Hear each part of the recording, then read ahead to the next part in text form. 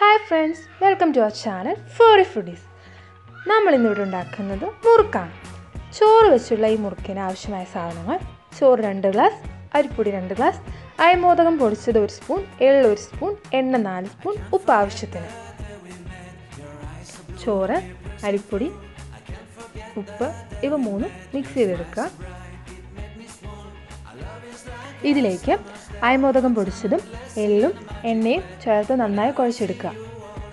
സേവനാഴിയിൽ star shape ചില്ല് ഉപയോഗിച്ച് ഇതുപോലെ നീളത്തിൽ ചുറ്റിച്ച് മുറുക്കിൻ്റെ ഷേപ്പാക്കി നമുക്കെടുക്കാം.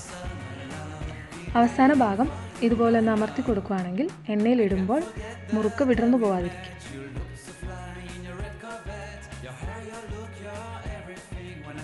വറുക്കുമ്പോൾ എപ്പോഴും തീ മീഡിയം ഫ്ലെയിമിലിടാൻ ശ്രദ്ധിക്കണം. ഒരു ഗോൾഡൻ കളർ ആകുമ്പോൾ വറുത്ത് പോരാവുന്നതാണ്.